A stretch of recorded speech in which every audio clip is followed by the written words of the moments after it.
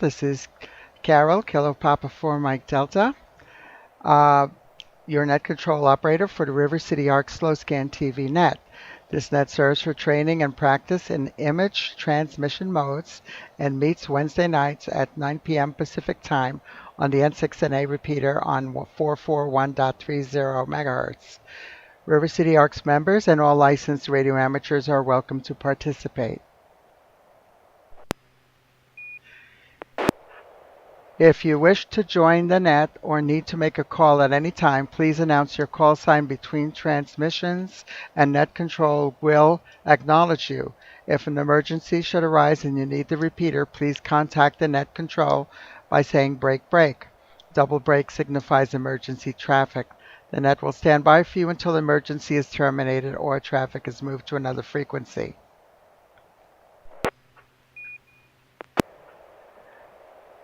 Stations who wish to check in are asked to respond with their full call sign using the recognized ITU phonetic alphabet and their name. I will recognize each station before I continue. We have two early check-ins so far. I have Joel, Alpha India 6 Delta Golf, and I have Neil, Kilo Lima 7 Hotel Quebec Romeo. Are there any additional check-ins for the net? Please come now.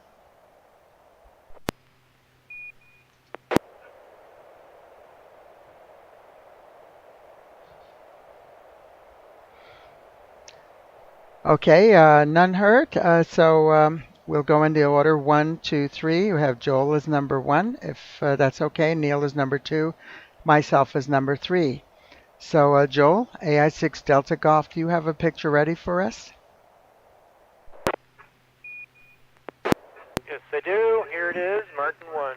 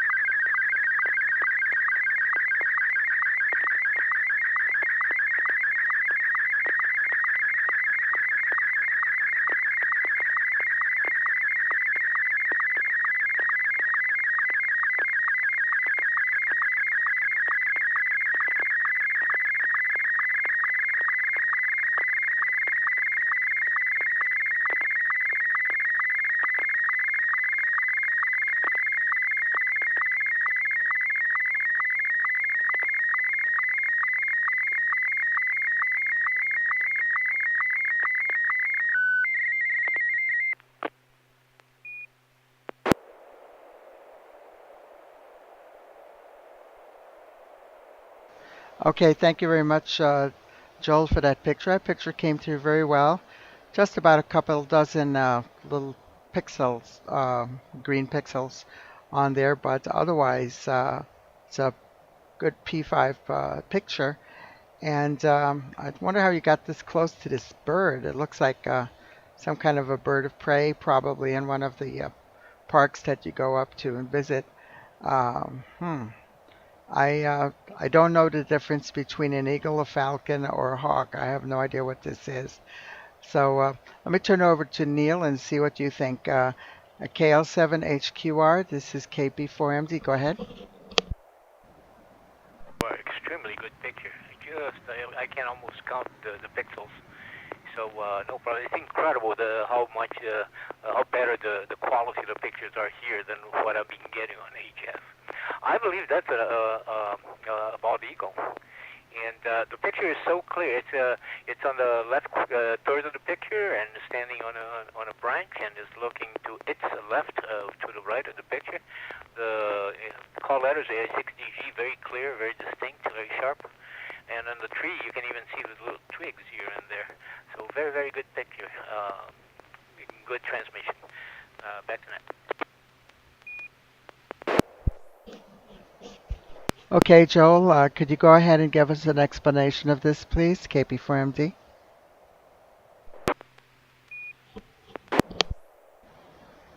This in a suburb not too far north from Anchorage in Alaska. Work sent me up there with another guy that I was kind of mentoring. He hadn't been out into the field before. And we were up there setting up some equipment, some computer equipment. We went various places, nothing too far out of Anchorage. Anchorage is a full-blown American town with all the fast food and hotels, and except for all the snow and ice, because we were there in winter, it doesn't look that much different from any place down here in the mainland or continental U.S. But it gets pretty remote pretty quick, I think, as you get farther out. We fortunately didn't go too farther out.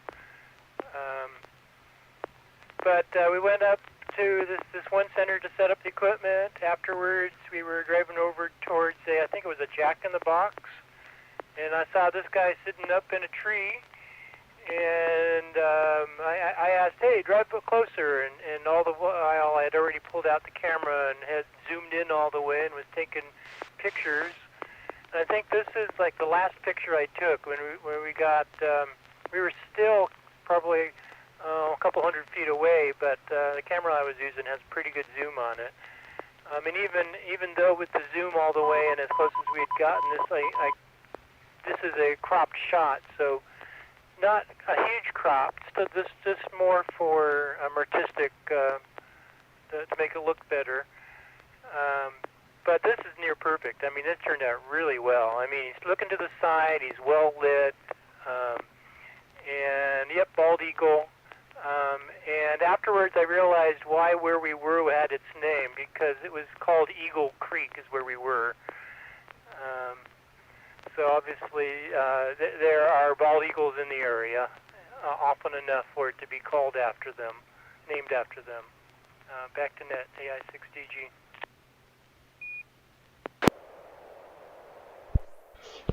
Okay, wow, that was certainly quite impressive.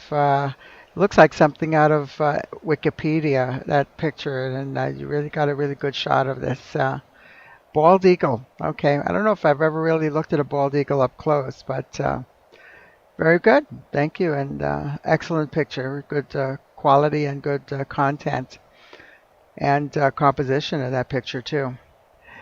Okay, any other comments on this before we move on?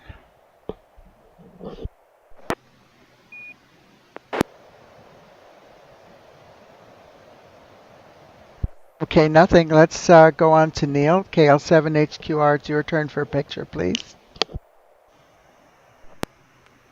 Okay, after that one, it's going to be a hard one to beat. That was very, very good. Let me see here if this thing will work. The only thing I would say, Joe, is that real Alaskans would be upset with you, because the continental U.S. includes Alaska. They call it the lower 48 down there. Not in a nice way either. Okay, let's give it a try here.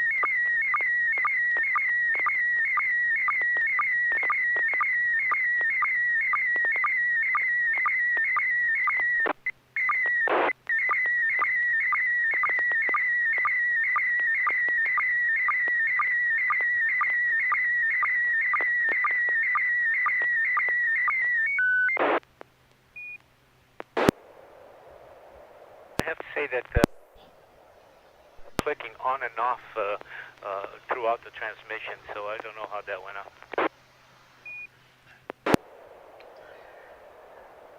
Okay, well, I'm going to go ahead and turn it over to Joel first and see if you can comment. If you look on YouTube, you'll see what I received. It looks like your RF was chopping in and out, like perhaps the push to talk or the Vox or whatever was controlling the push to talk was not holding constantly throughout the transmission. So we had several lines that just dropped out completely, but you can get a whole view of the picture there. Why don't you comment on that, Joel? AI6TG, this is KP4MD.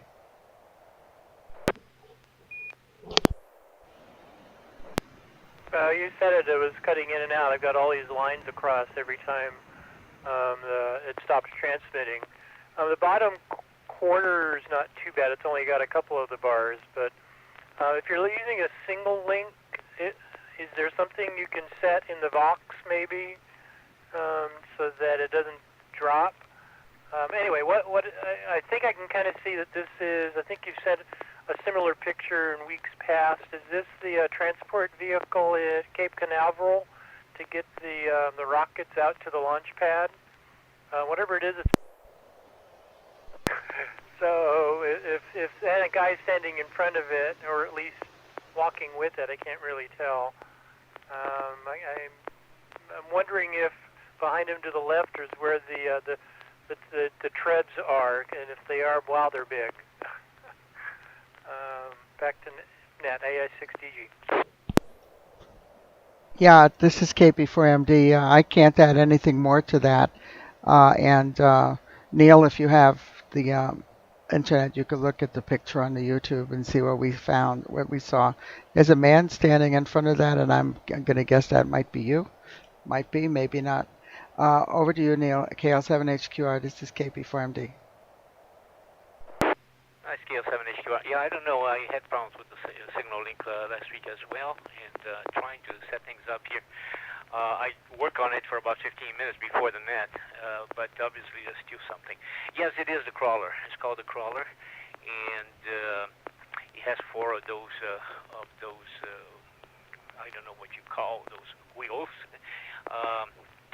But yeah, it's me. I was there auditing. You guys send beautiful pictures, and you send pictures of electronic things. I may just send a lot of just NASA pictures. But that was me doing an audit, and I stood there just to literally give an idea of how big it is. This is called the crawler, and on top of it goes the MLP, which is the mobile launch platform, and the shuttle would go on top of that, and the crawler would take it to the pad and place the mobile launch platform with the vehicle in place, and then lower itself and then pull back. Just to have an idea, each of the little links on that thread, it weighs about 1900 pounds, about 1 ton, each of them. Back to Net.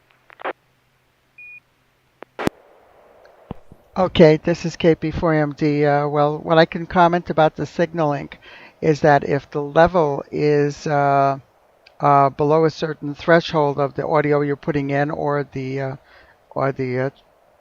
TX volume on the signal link itself is a little too low, it won't constantly hold the Vox, and it could be dropping out in and out if it's just a little bit below that threshold. So you might want to turn that up just a little bit. You don't want to turn it up way too high because you'll overmodulate.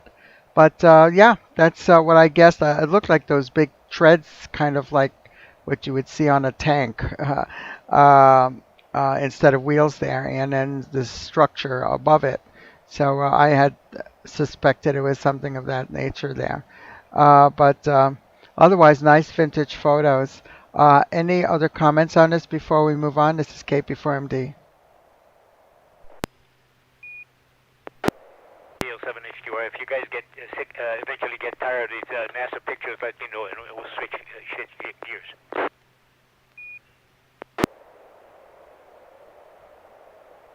Oh no, I don't get tired of this. Actually, this is something good. It's something new, and I appreciate it very much for sharing that. So let me go ahead. I'm going to send a picture, and this is going to be PD120.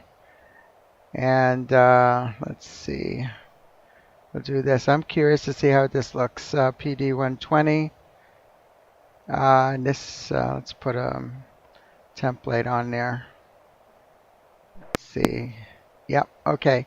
Uh, Going now. PD120 KP4MD.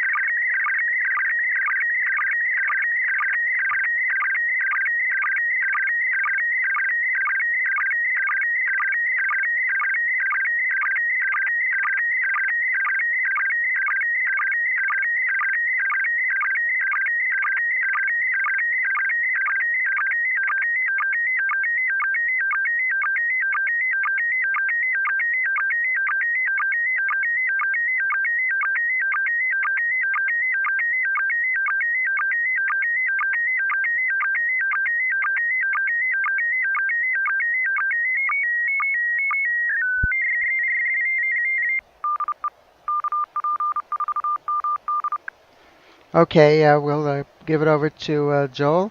AI6TG, how did that come over to you? KP4MD. Pretty good. The usual noise pops, slight moire, which I think is on my end. Okay, so it's a graph of some kind. On the right, 1270 megahertz, elevation, azimuth, um, structure, multicolor, tote gain, frames per second. Um, on the graph itself, it kind of looks like a sideways balloon, and coming out of a rectangular box with another rectangular box to the left of that. And on the extreme left, it looks like it's a scale, a dB scale. I can't tell if it's dBm or dBi or what, but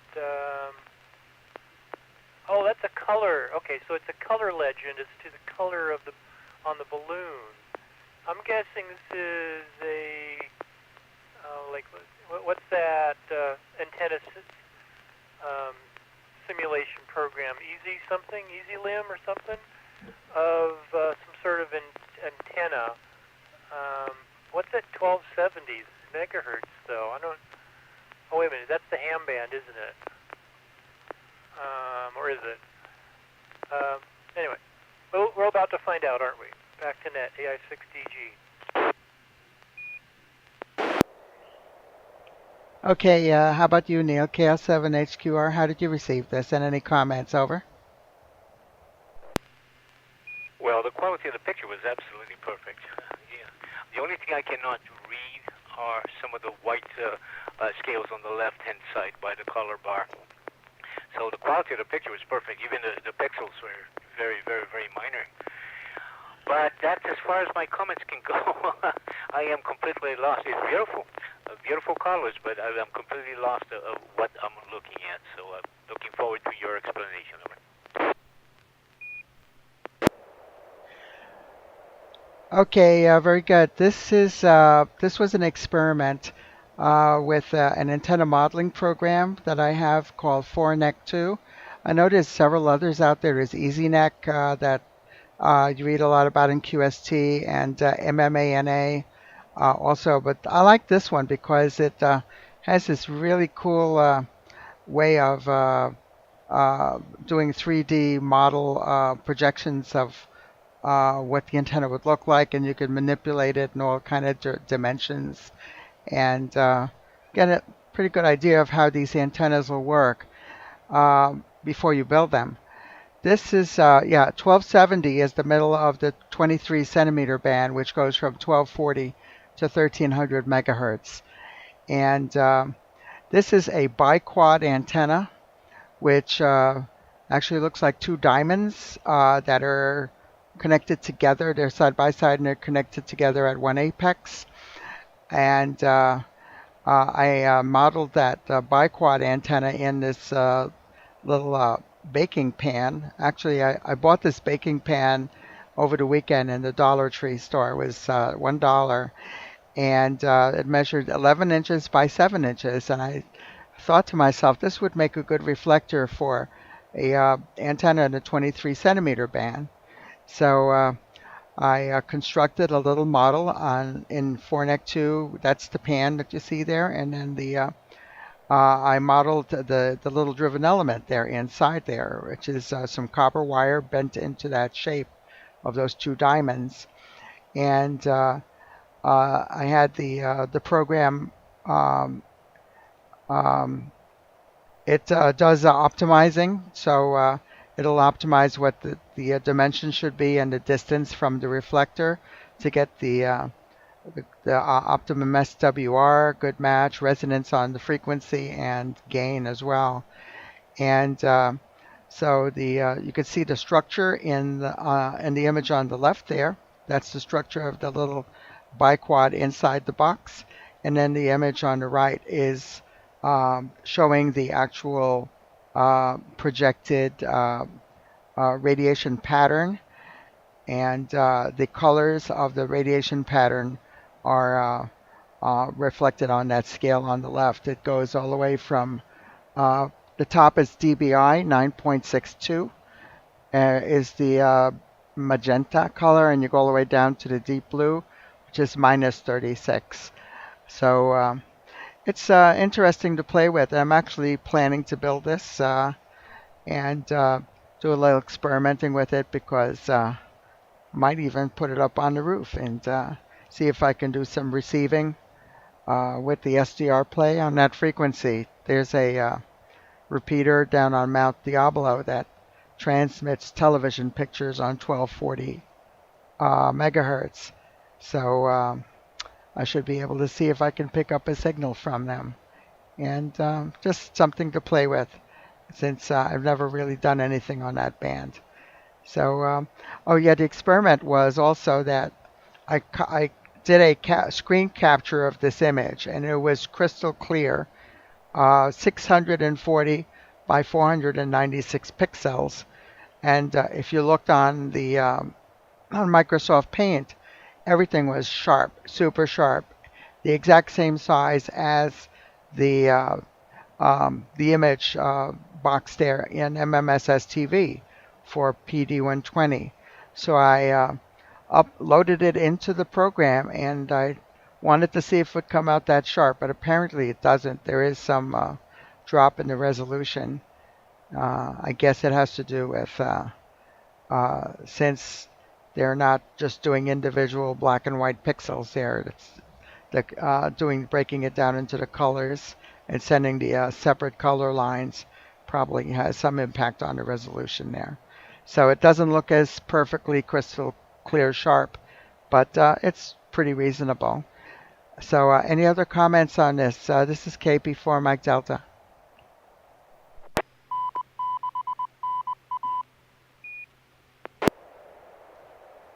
KL7HQR. Thanks, Carol. That sounds fascinating. I wish I had your depth of technical knowledge to be able to really. No, I appreciate it, but to be able to really utilize these tools, they're fascinating. They're so far above anything that I knew 20 years ago when I was first active.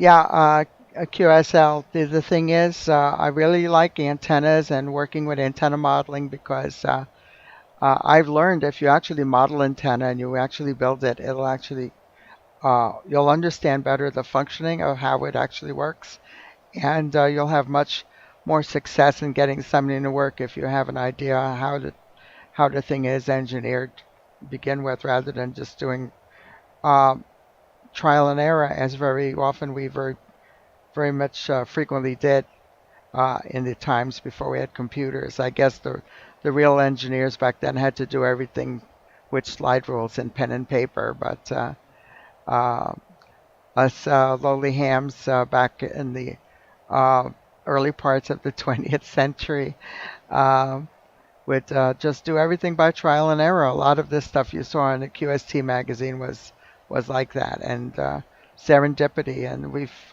came onto something that worked. We were happy with it. So anyhow, that's that, and we'll go back up to the top of the list here. And Joel, AI6DG, do you have another picture for us?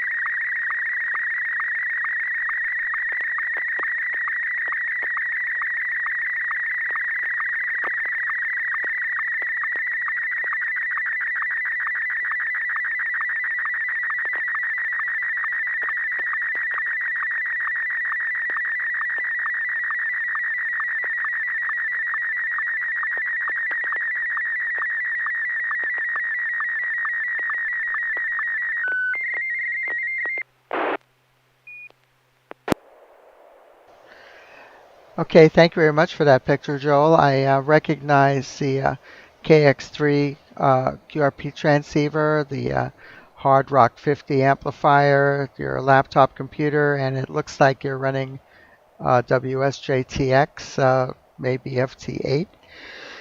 A couple other boxes on top of that table. Looks like it's in a parking lot because I see the outlines of parking stalls.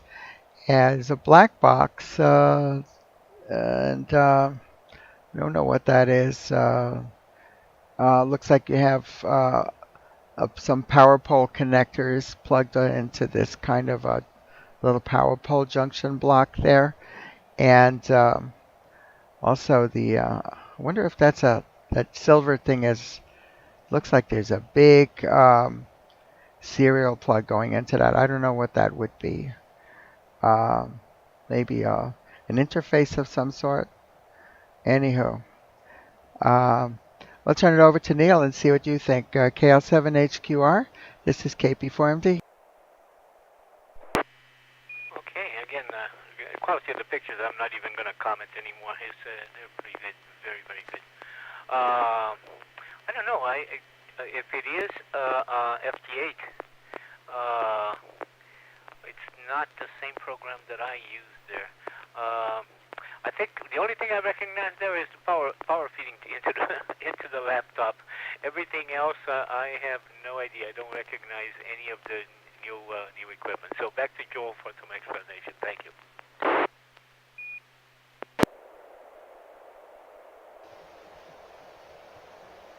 Okay, this is me at Pacificon. Obviously not this year, but last year. I decided to make it a ham weekend and went a little crazy and did parking lot operation both before and after Pacificon and even in the hotel room. This is on Sunday after the closing session. I went out in the parking lot and set up. So clockwise from the laptop, yep, the laptop is running WSJTX. If it doesn't look familiar, it might be because this is just the way I have it configured on the screen, because the left blue section is the waterfall screen, which isn't part of the main window. So there's two windows there. The blue on the left is the waterfall, and on the right with the is the main screen.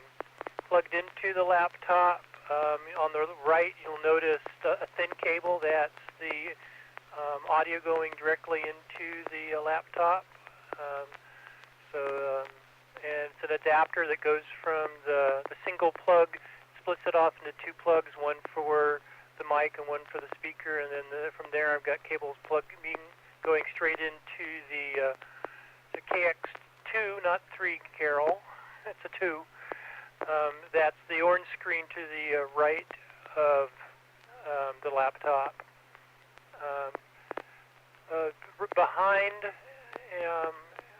Behind the laptop, kind of center of the screen, the big silver thing, that's a Hard Rock 50 amplifier.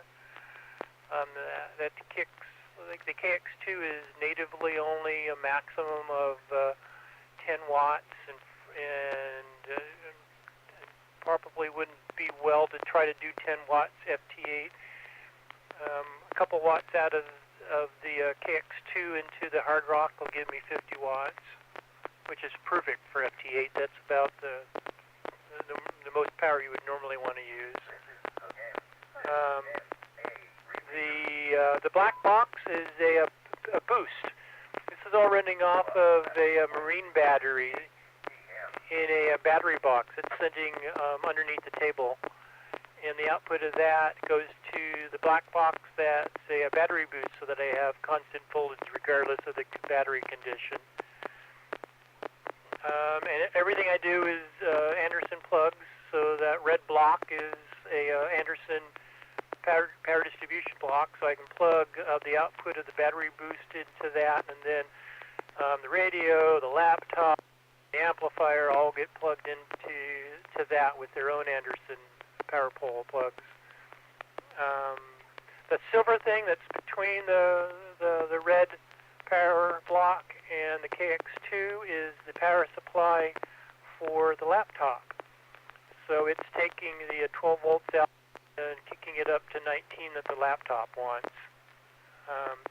And I tried one of the neat things about doing this is I tried different antennas. I think I tried 4 different antenna setups. And some worked better than others. And the one I think worked the best is the one that this is set up with. You might be able to barely notice a red and a white wire going up out of the Hard Rock 50. It's just to the just to the left of the A. So I did a doublet where I just had 65 feet of bell wire, red and white wires going straight up out of.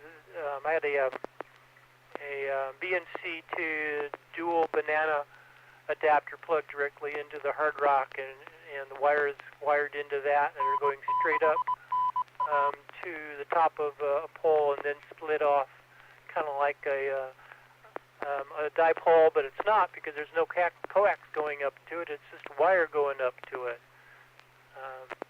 worked pretty well. Lots of wires to catch that RF. Back to net, AI6DG. Okay, very good, Joel. Very good description. And yep, I should have looked closer at that radio and see it was smaller than the KX3. So I guess you have both the KX3 and the KX2. Hmm. I guess well that's fine. And the hard rock is doing well for you. You were telling me that 50 watts is adequate for FT8. Well, let me tell you, sometimes I hear signals that are so strong on FT8 that I think a lot of people are probably running a lot more power than that, especially if they're trying to work GXCC in a week or something like that. It makes it a lot harder for the people who are running the normal digital power, which is supposed to be. They used to say with PSK30 don't run anything more than 40 watts. And if you drove your radio too high and you started kicking the ALC, you'd get all kinds of distortion and splattering. I'm sure you could probably do the same thing with FT8 and just cause a lot of interference for people on either side of your signal. The PSK31 though was particularly um, sensitive to that because the modulation had to be linear, not like FT8 that has just discrete tones that move. Um, they were actually the PSK31 that depended a lot on the phase, so that needed linearity completely all the way through. I know I've been able to. I've run Whisper on a using a Class C amplifier, and it worked perfectly fine. It did not have to be linear, since it's just like a CW tone that's moving slowly from one frequency to the next. Um, any other comments on this picture? This is KP4MD.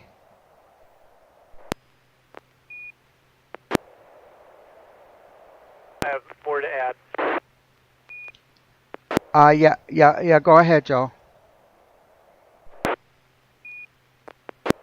Okay, on the right of the laptop, I already mentioned the audio cable coming out. That's the thin label cable on the bottom. The thicker cable above that is a USB adapter for cat control. So I'm not using a push-to-talk signal to activate the KX2. It's actually through serial commands going through that cat through that USB adapter doing cat. It also reads the frequency so I can adjust the radio, and WSJTX knows, or vice versa. I can, on the WSJTX side, change the frequency or select a different band, and the radio would go do that. I only have a KX2. This is it. I've never had a KX3.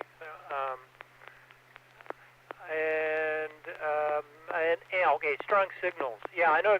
There have been multiple times where there's someone that I see broadcasting, and they seem so incredibly strong. I have to do a double take and look them up and figure out.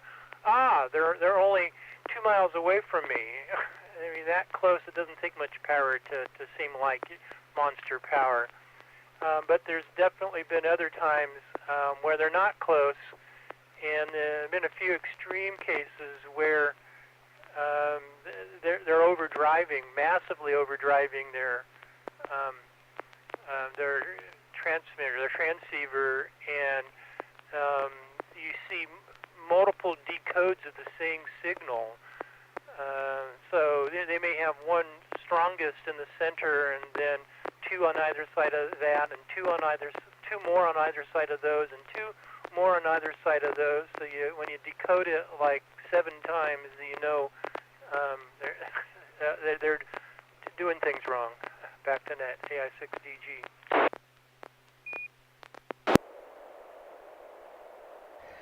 Yeah, that is really a shame that people insist on doing that and not aware of or they should be aware of the problems that occur if you overdrive a transmitter.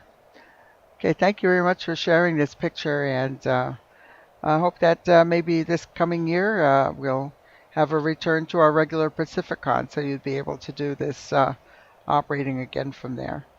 It's a shame that all had to be canceled this year. So Neil, I'm looking forward.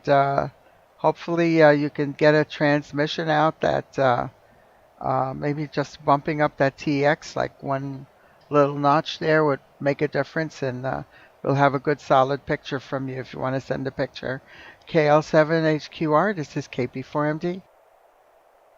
I'll give it a try here. I readjusted the levels here, both on receive and transmit, and make sure that I have the proper codec selected on the options and the miscellaneous there. So let's see how it goes.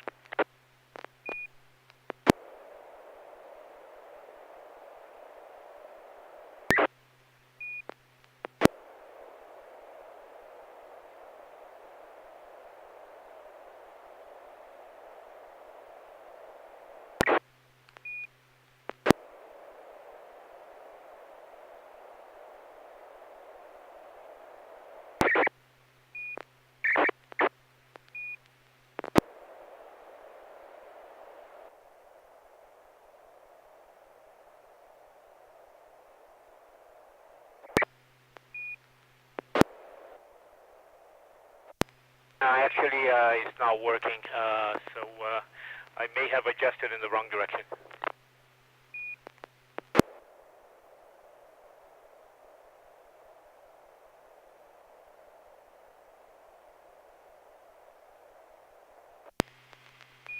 Okay, we'll give it one more try. Otherwise, I will do some work during the weekend. We'll come back next weekend, next week. So let me give it one more try.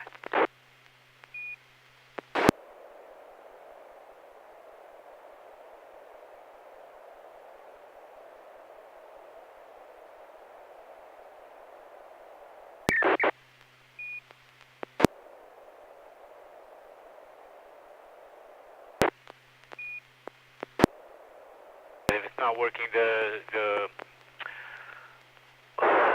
signal link is just clicking on and off, almost uncontrollably. So I'll have to see if I have something else wrong here besides the level. I'm sorry, guys. Okay, yeah, no problem. There's always time to work on those things, but you got most of the last picture through just fine. Okay, I'm going to go ahead and see. I'll pick a picture here and send it. I don't know.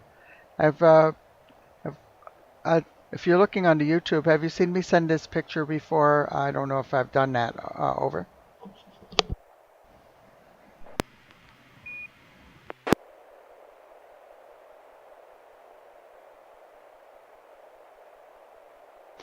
Yeah, I guess not. So I'm going to go ahead and send this. This is going to be PD120. This is KP4MD. And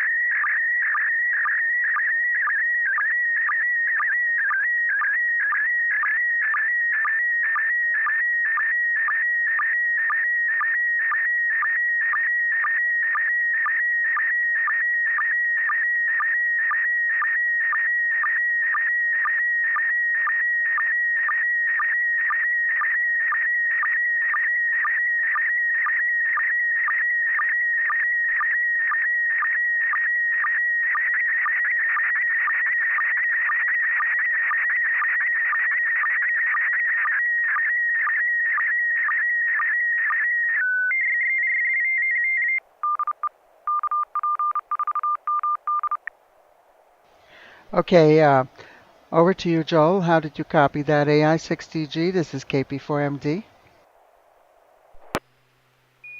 Excellent, except for one band across the middle. Wasn't paying attention. Was maybe a repeater ID or something that happened? Okay, so we're looking at a quite older rig, maybe even old enough to have tube finals. It's got a mic plugged into the front left of it with a cord going across the front, and it looks like it's hanging off of a mount on the right side. Speakers on the right, some knobs across the bottom, a small meter in the front top of it with a dial left. Well, that's not a good sign. It looks like it's got crystal plugs on the front in the center underneath the meter. Crystal bound. No VFO. Well, it's got a VFO though because it's got the dial on the left. So kind of a transitional period. I can't tell if it's 2 meter or 6 meter. I guess it could be 10 meter or CB. Can't really read what it is. And then on top of that, there's another device with a couple of knobs. I can't really. The top of it's chopped off, so I can't see exactly what it is. And if I knew more about the color schemes, it might. It's not Heathkit. It's not Heathkit Greener, or yeah. So maybe Gonset or one of the other brands. Back to net AI6DG.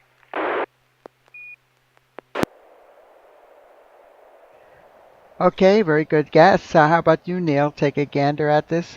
KL7HQR, KP4MD. Yeah, good picture, no problem at all. I follow everything Joe said. I trying to guess on what he called the crystal plugs there in the middle and underneath the meter. To the right, it looks like there's a selector. Just by the size of the legends, could it be 714 and 40? I don't know if it would be a bend selector there. But hey, now you guys are dealing with equipment that it looks a lot more like the ones that I used to.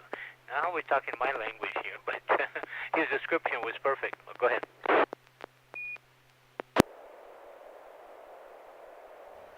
Okay, well, very good. This picture actually, I snapped this picture at a swap meet. I believe it was at the last Pacificon. I saw this out in the lot there. You could tell it's on lot there, and it is in the fall because you see the leaves on the ground. This is a night kit TR108. And the reason I took the picture of this is because my very first rig, when I was first licensed as a technician back in 1970, was a night kit, this exact model. And this was sold by Allied Radio out in Chicago as a kit. And I believe there was a clearance on it. I don't remember what it went for. It was something very reasonable at that time. It was like $99 or something as a kit.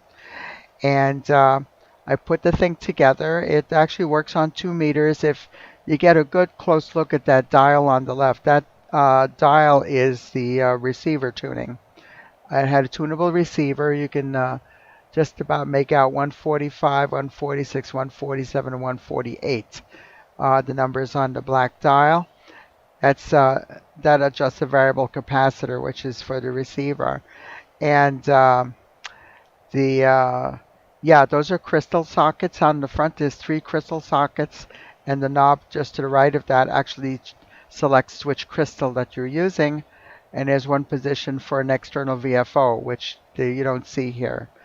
There, down on the bottom there, you have on the left you have the microphone jack, and to the right of that is a headphone jack. And then to the right of that, there's a rocker switch, which is you can use that for transmit and receive. And then the next knob says multiplier, which is actually one of the stages, I believe, that you tune for maximum output. And Then to the right of the crystal switch, there's a spot switch. You would um, do that and just flip that, and it will actually put out a little signal that you could tune on the receiver, so you'd be receiving on your transmit frequency. And then you have the RF gain, the power switch, and the AF gain. Those are the controls on the bottom. And the two knobs up on the top half there, those two little knobs are plate and load. This was a Pi Network output, which many of these tube breaks, it was completely all tubes, except I think yeah, I think it was all tubes. They may have had an FET in, I think maybe in the one stage or something, but it was mostly all just tubes. So you would dip the plate tuning and adjust the load for maximum output. This had a 2E26 final, which was a smaller version of the 6146 that operated up as high as 2 meters, and in a peculiar setup. They actually drove 672 megahertz into the grid of the 2E26, and then the output Pi Network was tuned to the second harmonic, which of course is operating Class C. So it would just tune the second harmonic, and you'd get a total of a big whopping 5 watts out on AM with this radio. Had a lot of fun with it. Actually, I had an 8-element Yagi up on a rotator up on the roof of the house there back in New York City, and I'd easily get out 70 or 80 miles, all kind of directions out on Long Island Sound, get way out into Connecticut and out almost towards the end of Long Island, and uh, when we had tropospheric band openings, we'd get down into Pennsylvania and uh, Maryland and places like that. The furthest contact I ever made with it was St. Louis, Missouri, and I have a QSL card from that contact. And I don't know if that was tropo. I guess it's possible, but I think it actually was an F-flare skip. There was one particular day when we had these really long contacts coming in, and that was uh, quite unusual on 2 meters, especially with just 5 watt AM. So, any further comments on this? This is KP4MD. Carol 7HUR. Yeah, I tell you what, Carol, when you talk about AM, it brings me back to when I first started working on with ham radio. It was everything was AM. It was before SSB came out, and 25 watts AM. It was you could the propagation was good. So 10, 15, and 20 were open, and you could get a long way with just 25 watts. A little bit different. A little nostalgic seeing it, and I definitely remember the night kids and light. So thank you for sending the picture. By the way, coming up to 10 o'clock, I'm going to have to shut down here, but thank you guys. This has been a pleasure. I look forward to Saturday to see if I can have some practice on adjusting the signal link. Thanks very much. Back to net.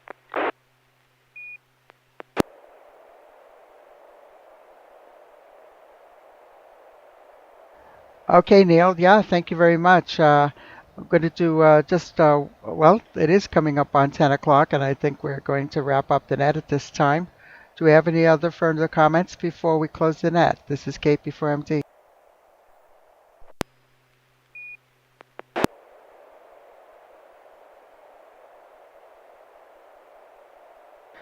Okay, nothing heard. I want to thank everyone who participated in tonight's net. We hope to see you again next Wednesday at 9 p.m. Pacific time. This net is officially closed at 9:57 p.m. Pacific Standard Time. This is Carol, Kilo Papa 4 Mike Delta, wishing you all a very good evening and 73. Thanks, Carol. Good evening. Great threes and good night. AI6TG.